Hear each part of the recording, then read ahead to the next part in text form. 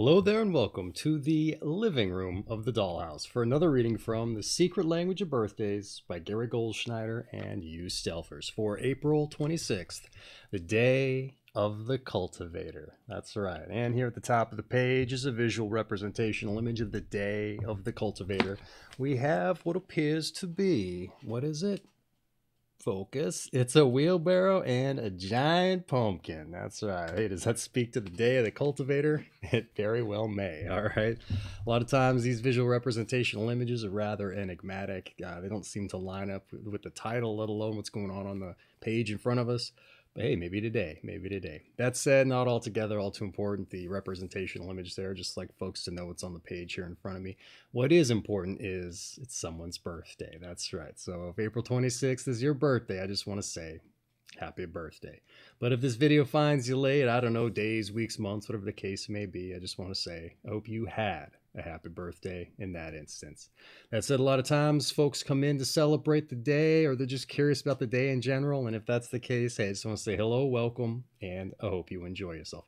Now, before I get the read started off, right, let's immediately rather, hey, let's dive into something I like to do. All right, this is the Diecast birthday broadcast, so I like to live up to the namesake by rolling some dice. That's right. But if you've been here before, you know what's going on, or you just want to get to the redirect, hey, just go ahead and jump in the chapters.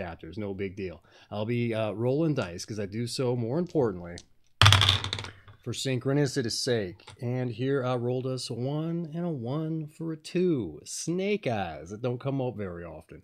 Now, what is synchronicity, you may be wondering if you haven't been here before. Well, as I hear it told, my friends, the universe or the higher powers that be will oftentimes put things in our path to help us manifest our goals or realize our aspirations. But a lot of times we go through this world, we got the blinders up to what's going on around us because we're very narrow of mind and singular of focus as we get on with our tasks and job and with errands and the like. So we may be apt to miss the things the universe puts in our path, all right? That said, if we want to recognize such things, how do we do so? Well, we need a little bit of a signpost, if you like, something to help us identify such things, all right? What could that be? That's right, your daily numbers, all right? The 1 and the 1 for a 2. Now, you don't have to go with what I roll for you. The intention is there, but if you want to try this out, probably behoove you to get a set of dice. You know, raid the old Yahtzee set if you like, because you can apply this in a little bit more into the weeds type manner to say ascribe directional values to number sets, say 1 through 3 to be north, 4 through 6 to be east, and so on. And also time limits with which to go in those directions. You can drill down even further to ascribe yeses and nos to evens or odds, or even lefts and rights, all right? So that the universe is really taking the wheel and taking you places that you're not choosing to go, all right? That said, that's kind of the idea. You pick out a place near to your heart or one you'd like to explore, and you let the universe drive, all right? That said, like I mentioned, get the blinders off, okay? Because outside your daily numbers popping up, maybe on addresses or on the temperature sign, maybe it's broken, you know what? Hey, that's the universe telling me I'm on the right path, all right? You might start to see a theme for the day, something popping up into your world, crossing your path. Hey, take the visual representational image. Maybe somebody's crossing your path with a wheelbarrow, all right? Or maybe you see a giant pumpkin on the side of a bus that's driving by, or on a billboard, or in a shop window, those kinds of things, all right? So you got to be eagle-eyed for what's going on in your environment, all right? It's probably not going to be a wheelbarrow or a pumpkin is what I'm trying to say. But that said, maybe you roll the dice 5, 6, 7 times. You get on, you do the process, let it take you where it's going to take you. Maybe you don't see much of anything, all right? Hey, never fret. At the very least, you're getting your steps in, all right? But maybe just take a breath, see what's going on around you. Maybe nothing. Maybe no sooner do you go to roll that last dice roll, and maybe somebody stops by, asks you what you're doing. Just be forthright, open, tell them what you're up to. Lay it on me. Some loon on the internet told me about synchronicity, so I thought I'd try it out. And they might be apt to tell you that's crazy, and you're probably apt to agree. But they might tell you what's even crazier. Maybe it's their birthday too. All right. Yeah, that would be pretty wild. But I would say that's the kind of thing to look out for. Okay. And who knows? Maybe they join you on this journey because they want to shake up their birthday too. All right. And what's great about that is, as I hear it also told, the more people who are focused on the same results are apt to beget greater results. All right. So get out there, let the universe show you it's with you on your path. See, taste, touch, smell, hear, intuit just a few of the happenstances that may occur, and you're apt to see why I brought it up for you. All right. It might be kind of magical. All right. That said, I think you get the idea. Let's get on with the birthday read. That's why you're here. Your month is April. Your day is the 26th. Your sign is 5 to 7 degrees Taurus of the Taurus I period specifically. And your quality and element is fixed earth. All right, April 26th, the day of the cultivator. Those born on April 26 have a talent not only for creating new systems and physical structures, but also for maintaining them. They will go to great lengths to preserve and protect the social organizations within which they work, as well as personal relationships, family ties, and even the physical health and well-being of friends. Having new ideas and implementing them is only the beginning as far as April 26 people are concerned. The day-to-day running of organizations is of equal or even greater importance. April 26 people have the long breath and the stamina for the long haul. Having begun an effort, they will keep moving ahead day after day, week after week, year after year in the same direction. April 26 people have somewhat fixed ideas and can be stubborn and unwilling to change their course. They will, however, listen to reason. Thus, they are receptive to logical suggestions and improvements.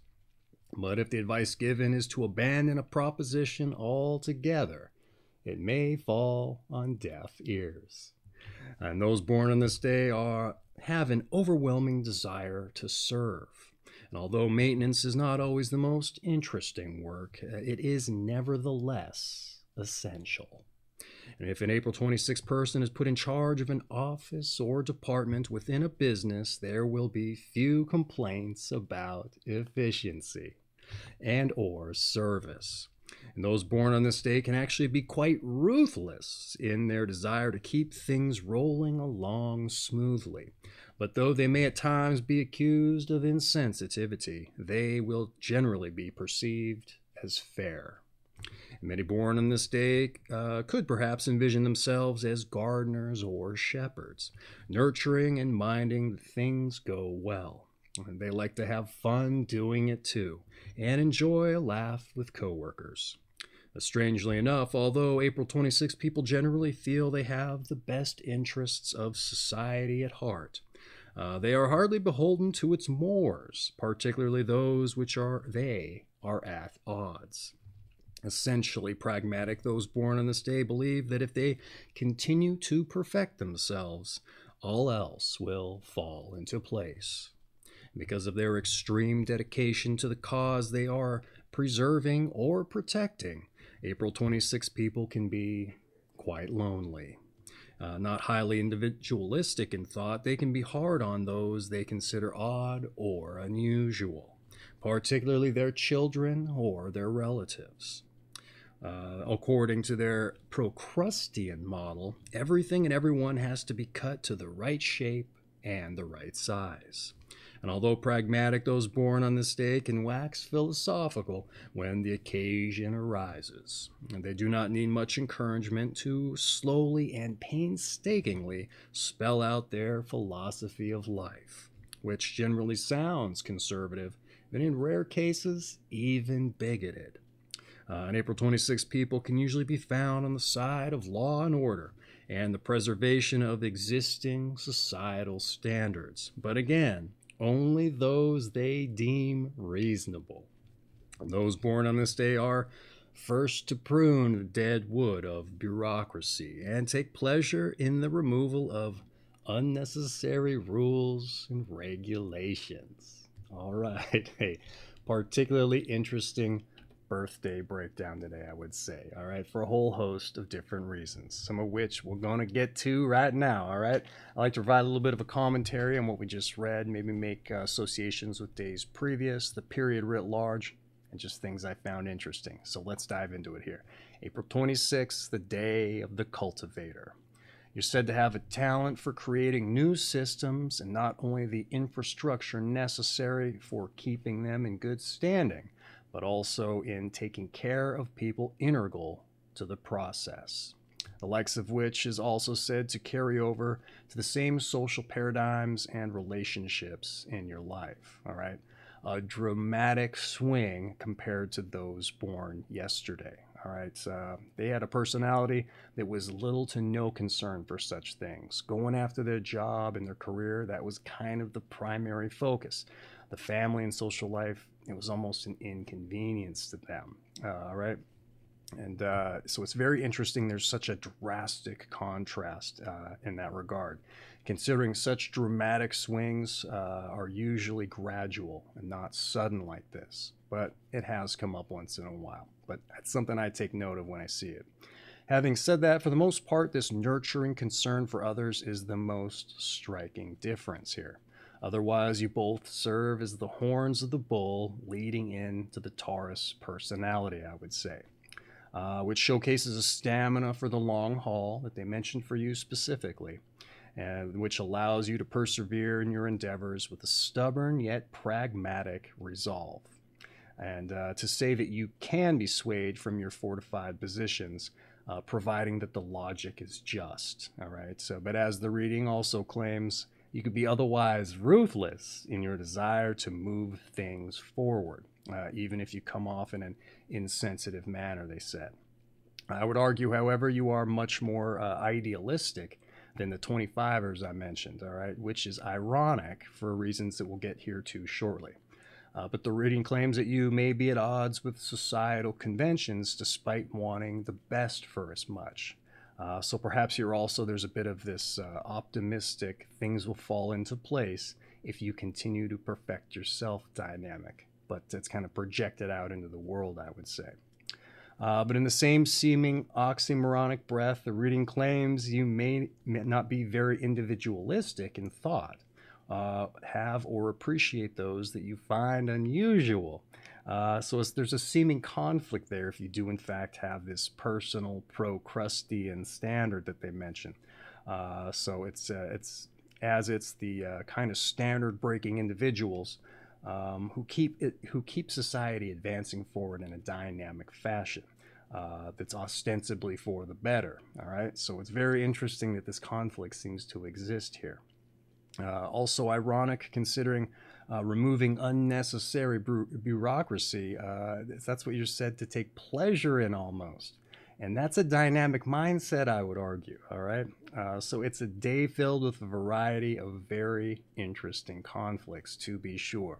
And I just love that it's juxtaposed to this day that has such striking differences, all right? Because like I said before, that doesn't come up very often. But that said, that's what I had to say about the breakdown. Let's move on to your numbers and your planets. All right, let's get the book lined up with the camera so I can stay in frame here. All right, here we go. Those born on the 26th day of the month are ruled by the number 8, as 2 + 6 = 8, and by the planet Saturn.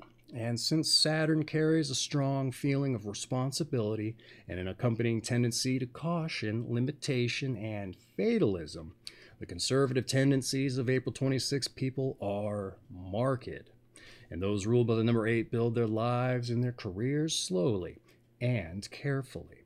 And again, underlining the April 26 traits mentioned in the breakdown.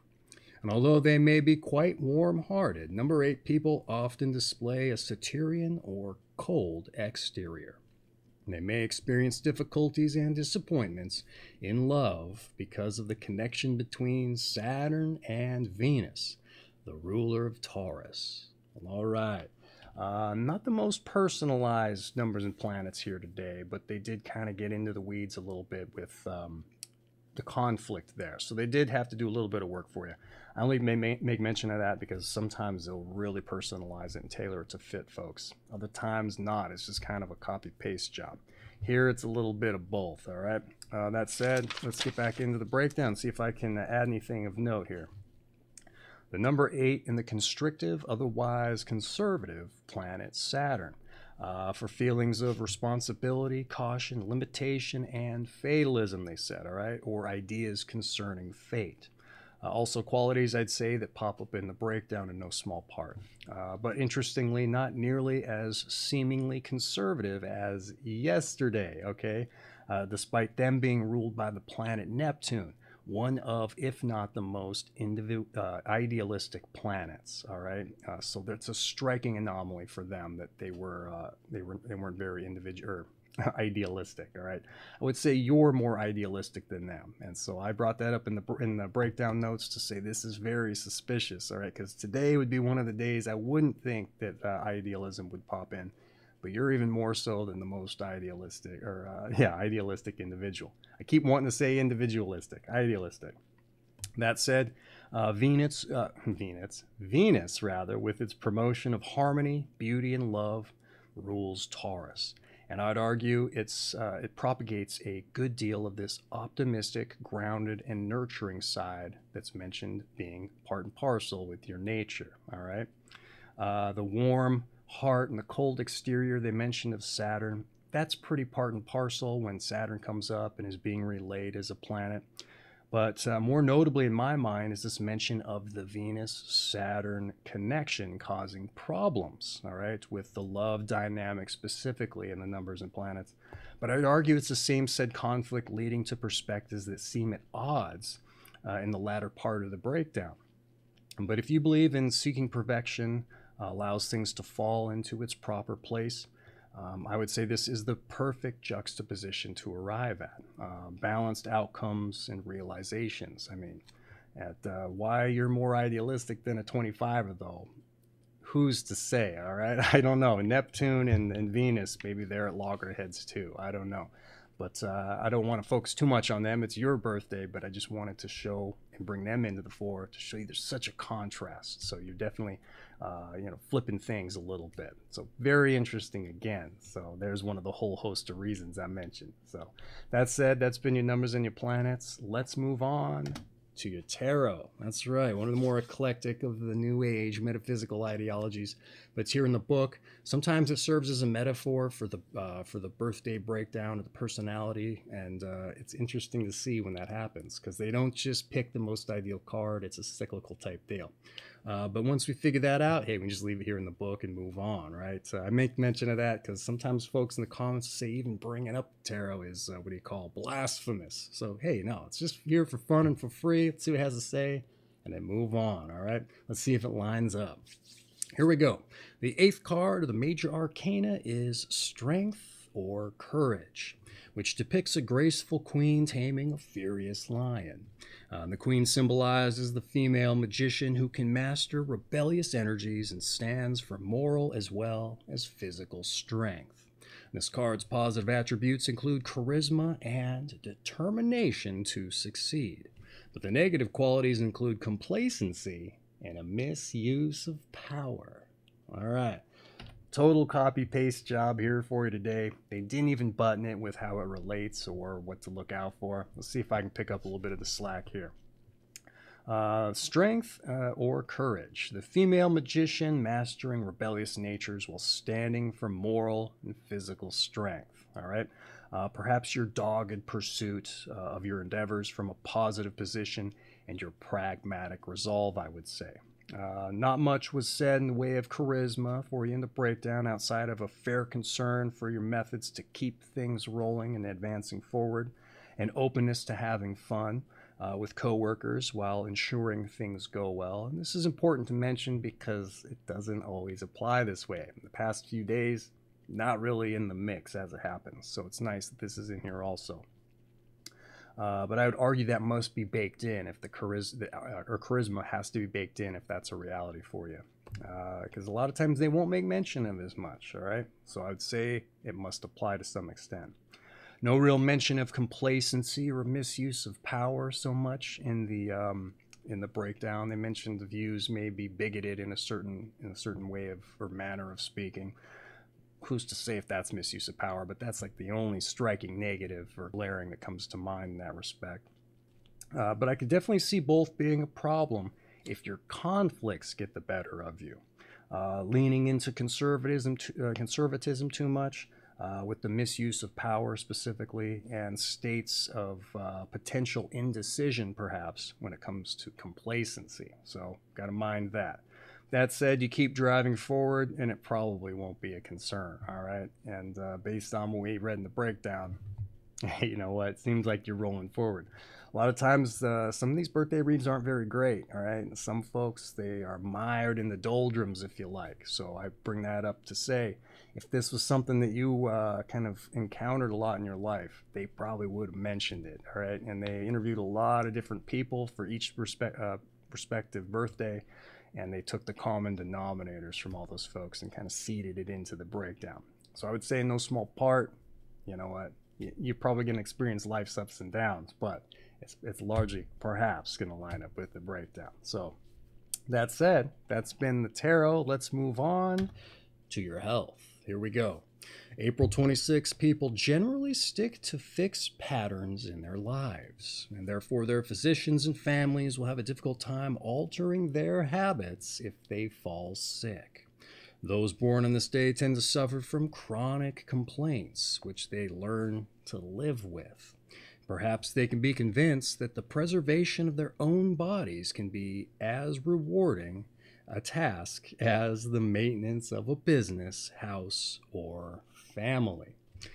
Diseases connected with hereditary factors in diet, to say diabetes and cardiovascular problems, or high blood pressure and coronary disease, it says in parentheticals, are dangers for April 26 people, and may be complicated by the fact that those born on this day often assume a sedentary role in life. Greater attention must be given to diet and the avoidance of excess sugar and fat. Smoking in particular should be avoided. All right. Pretty interesting health breakdown here today. They touched on a whole variety of factors, some that have been carrying forward since the beginning of the Aries-Taurus cusp. So let's dive into it here, all right? You're said to stick to your routine, and it may be hard for you to get better if you get sick, all right? Somewhat similar issues with days previous have come up that kind of sound like that, but for different reasons as it happens. But I do like this logic of associating your wellness with the success that you try to ascribe to your endeavors. Maybe your body's got to be your success story, so shift it to that paradigm if this is something that applies to you. So I like they threw that in there for you. Got to err on the side of the patient in a way that they might better recognize it. No real mention of exercise, but mild to moderate has been coming up for days previous, so I would say it's probably going to stick with that. They mentioned sedentary lifestyle. That's been coming up since the beginning of the Aries-Taurus cusp, so I don't think one Aries day proper got that particular note, all right? So they're movers and shakers, they're always moving forward. They don't even ever get exercise recommendations because they're always moving, getting in what they need, which is with their daily activities. So the dial has shifted in that respect as soon as Taurus hit. That's when the sedentary lifestyle stuff started coming up. So I would say at least mild to moderate, even though they don't make mention of it.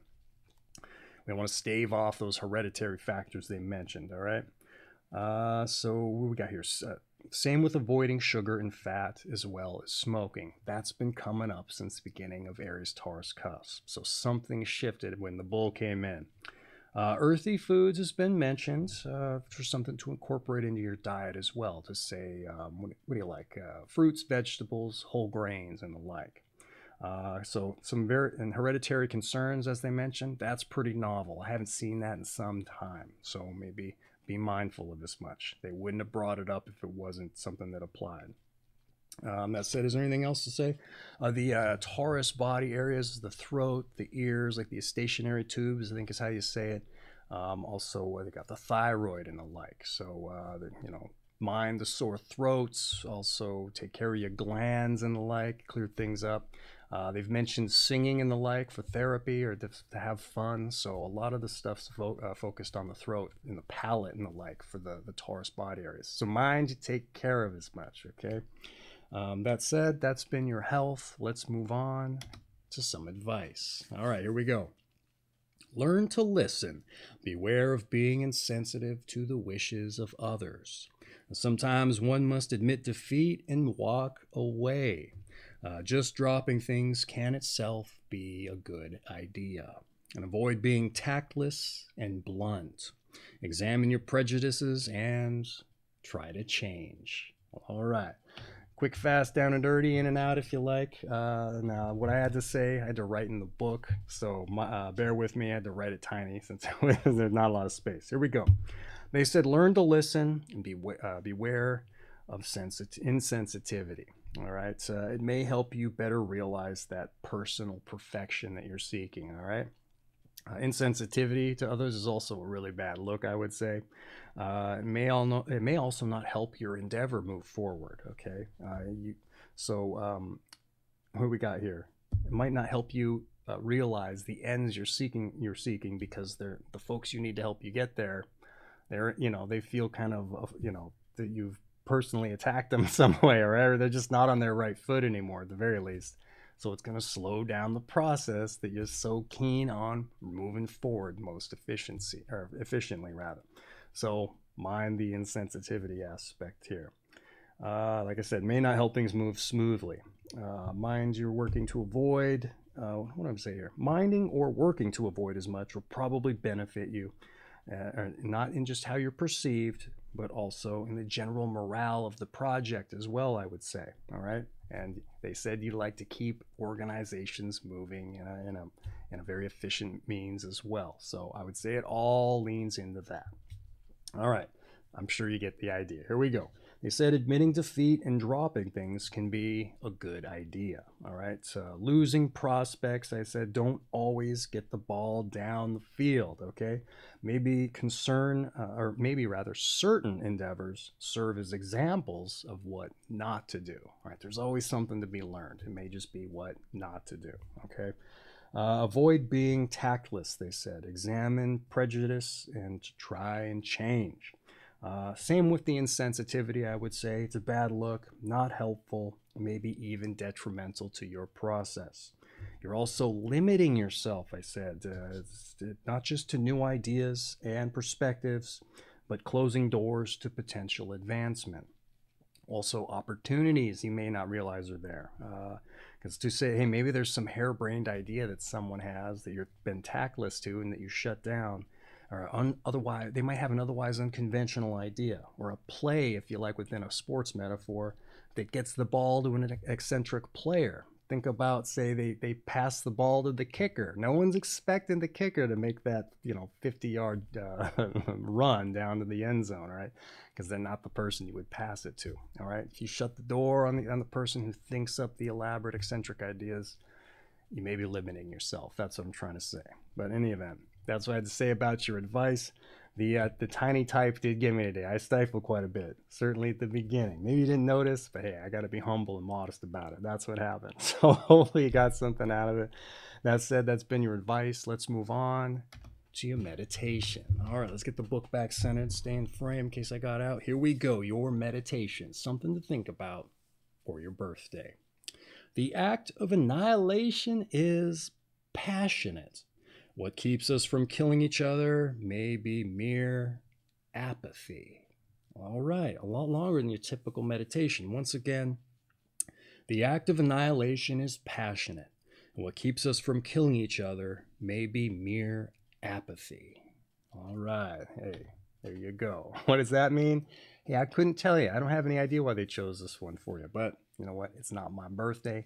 And even if I had an idea, I wouldn't tell you. It wouldn't serve you, all right? Because this is your meditation. It's just for you to think about, all right? That said, that's your meditation in a can. Let's move on to your strengths and your weaknesses. That's right. Let's see where you got the girth, all right? And maybe where you otherwise are more atrophied in the bargain. Here we go. Your stalwart, your independent, and your consequent. All right. What do those mean? We'll have to get to it here shortly. Before we relate your weaknesses. Oh, your weaknesses. What could those be? Let's see if we pin those down from the breakdown. It says you're isolated, you're fixed, and you're stubborn. All right, yeah, I think we could pick those up. That's kind of low-hanging fruit, I would say. All right, a lot of times I like to say our strengths can help us overcome our weaknesses, but our weaknesses can also be strengths. Let's see if I can do the work here. First, let's get into the definitions of those words here. Let's see, stalwart, loyal, reliable, and hardworking supporter in an organization. Also strongly built and sturdy. All right, how can that help you with your weaknesses? Hey, if you notice what you're weak in and you want to improve upon it, you're coming from a firm foundation, I would say. You're reliable in the other parts of the world. Hey, I'm sure you're going to be reliable toward yourself. That's the most important thing, I would argue. All right, otherwise, those other things aren't happening. So I would say, and you're also loyal to others. You're going to be loyal to yourself. All right. That is if you want to get these weaknesses improved upon. Independence, hey, you don't need other people's help to get it done, okay? Huge strength, I would say, but in a lot of cases, hey, you know what? There are some strongly, fiercely independent individuals that come up in this book. That isn't mentioned as a strength, but what is mentioned in the advice is that they open themselves up to help from others, because, hey, you never know. Maybe that helps us get the ball down the field, right? In a sports metaphor, so don't poo-poo it. That doesn't typically fall into my my operation here, but I would, going off of something else. But I would, or criticizing a strength rather. But don't poo-poo the notion. We know you've got the strength to do it yourself. Be open to having others help you there. Consequent. What does that mean? Well, here we go with consequent. Acting consistent with your values, beliefs, and decisions, and relates to accountability. And what do we got here? Integrity. You know what? These are qualities that have been coming up a lot the past few days. As soon as Venus came into the mix, they started popping up a lot more. Ostensibly that nurturing aspect there, I would argue. All right, how can that help you improve upon your weaknesses? Hey, you know what? You're going to be loyal to yourself. All right. What else here? Consistent in improving on yourself. What are your values? Hey, your values are to improve, do right, and integrity is huge. You tell the truth to yourself. All right. Hey, I'm weak here. You're going to be blunt in the matter. If you're blunt with other folks, be blunt with yourself. All right. You carry that on to others, carry it on to yourself. But also, hey, you need to improve in that area, as they mentioned. Make sure you're not too blunt, even with yourself. All right. It doesn't serve you in the long run. So that said, consequent beliefs and decisions. Hey, I'd say you're going to be truthful with as much and have that integrity even with yourself, as we said. But your weaknesses, how can those be strengths? I said you're isolated, all right? Hey, maybe you put the walls up so that you can get things done. It has its place. If something needs to get focused on, get in before the deadline, boom, you can throw up the walls with no problem, drill down, get it done, all right?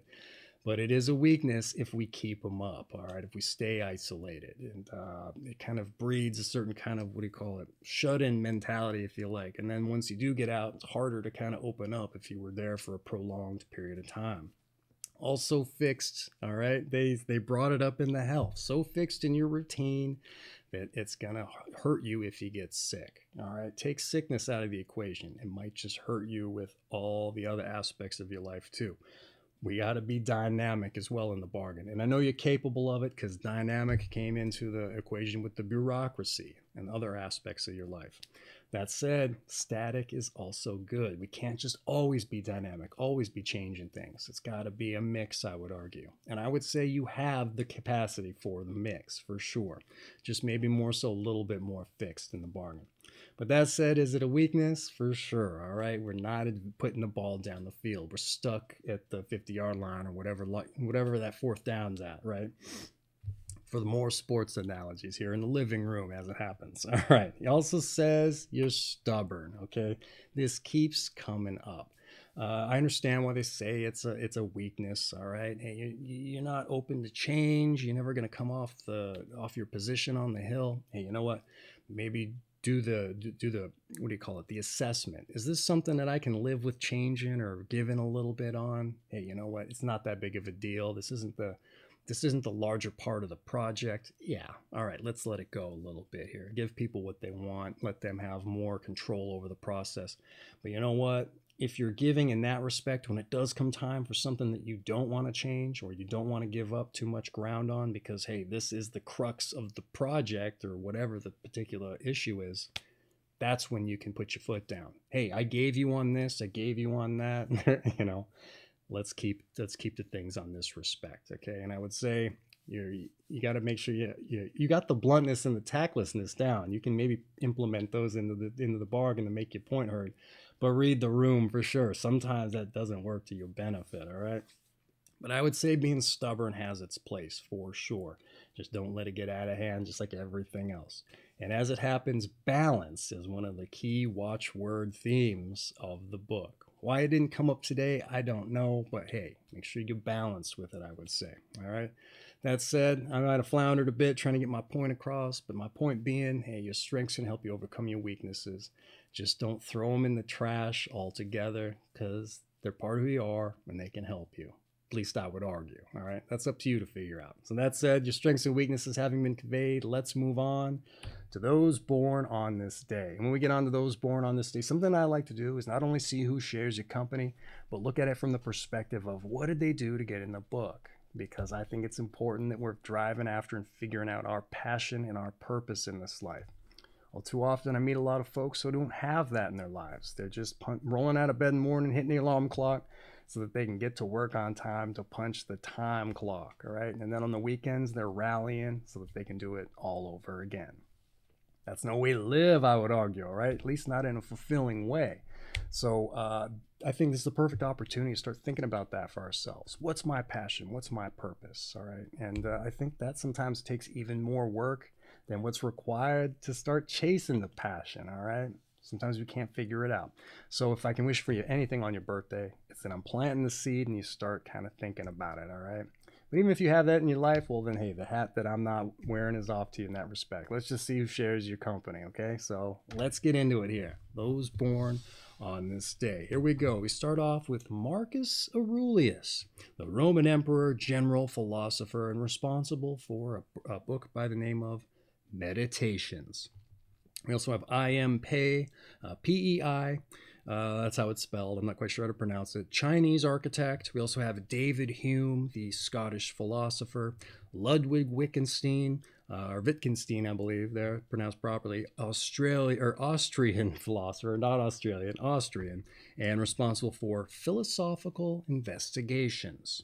We also have John James Audubon, ornithologist and a painter. So a bird doctor, as it happens. I think that's what that one is.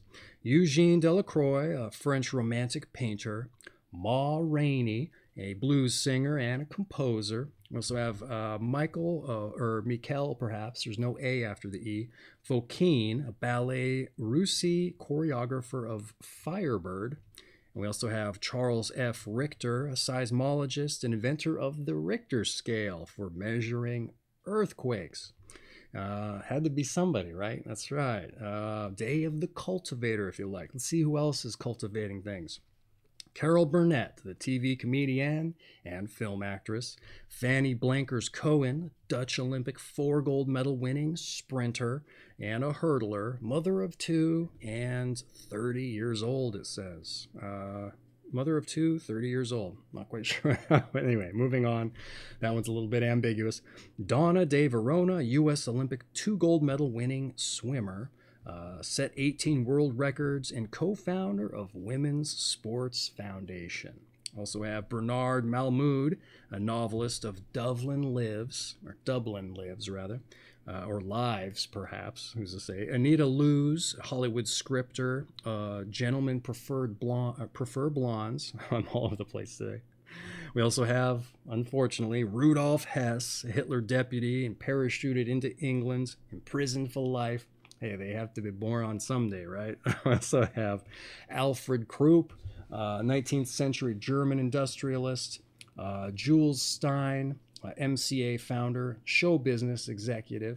We also have Bobby Rydell, rock and roll singer. We also have A.E. von Vogt, or Vought, V-O-G-T, Canadian science fiction writer, responsible for a work by the name of Slan, and I only spell it out because it's in all capital letters, so Slan perhaps. And finally, Jess Stern, a writer of Yoga, Youth, and Reincarnation. Interesting. That said, you recognize any names? There were a couple of them in there I recognized. Were they cultivators? Hey, who's to say? That's up for you to figure out. So that said, that essentially rounds out your birthday reading. I don't know if that's going to help you get inspired to start chasing your own passion, but hey, hopefully I got you thinking about it, all right? That's the least I can hope for you on your birthday. With that said, like I said, that essentially rounds out your birthday reading, except to say your season is spring, your sign once again is Taurus, the Taurus I period specifically, and your quality and elements is fixed earth. And this has been April 26th, the day of the Cultivator, from The Secret Language of Birthdays by Garrett Goldschneider and Joost Elfers. I have an affiliate link for this book down in the description, right above a personal message I like to put together for the birthday boys and girls.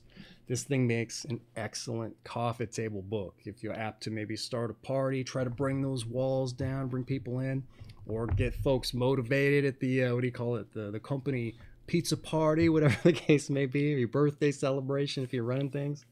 I don't know, it's a little narcissistic, but who's to say? This thing's going to get the party started off right, for better or for worse, all right? It's just going to get the ball down the field, I would say, get that party moving. That said, book having been related, that's not what's important here. Because like I said at the top, what's important here, wishing you a happy birthday. So once again, you heard it here. Happy birthday, all right? And for everybody else who joined us, hey, I hope you enjoyed yourselves, and we see you for your birthday reading. All right. That said, like I said at the top, daily numbers, you're 1 and you're 2 for, or you're 1 and you're 1 for a 2 rather. Get out there, let the universe show you it's with you on your path, and you're apt to see why I brought it up for you. All right. Shake things up. I know you're conservative. Hey, try it out. Expand the boundaries a little bit. Try something new. That said, you know what? Mind the conflict, all right? The oxymoronic values that they kept bringing up. You're good for dynamics this way, but not so much that way. A little more static this way. Hey, find a way to utilize that as a strength, perhaps. I don't know. Maybe it just gives you the opportunity to question things more. Am I being too static here? Or am I being too dynamic there? I don't know, but those are important questions to ask, I would say. And that's a huge realization to have, all right? That said, once again, hey, happy birthday, okay? And take care of yourselves. I want to thank you for the pleasure of your time, okay? So, all right, take care.